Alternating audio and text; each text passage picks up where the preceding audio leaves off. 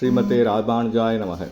4000 திவ்ய பிரபந்தம். முதல் 1000 பெரியாழ்வார் பாசுரங்கள் 84 85.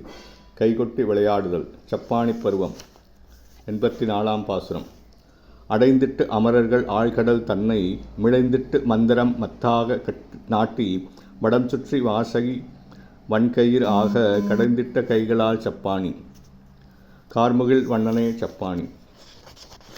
துர்வாச முனிவரின் சாபத்தால் தாம் இழந்த செல்வத்தை மீண்டும் பெற உன்னிடம் அடைக்கலம் புகுந்த தேவர்கட்காக ஆழமான பார்க்கடலில் மந்தார மலையை மத்தாக நிறுத்தி வாசுகி என்னும் பாம்பை கயிறாகச் சுற்றி கட்டி கடைந்து அமுதம் எடுத்த கைகளால் சப்பாணி கொட்டுக.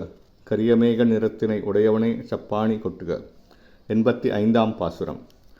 ஆட்கொள்ளத் தோன்றிய ஆயர்தம் கோவினை நாட்கமல் பூம்பொழில் வில்லிபுத்தூர் பட்டன் வேட்கையால் சொன்ன சப்பாணி ஈரைந்தும் வேட்கையினால் சொல்லுவார் வினை போமே.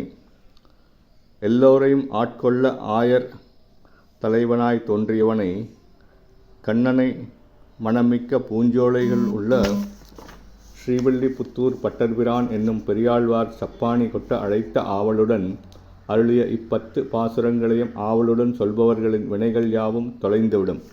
ஸ்ரீமதே ராமானுஜாய நமக.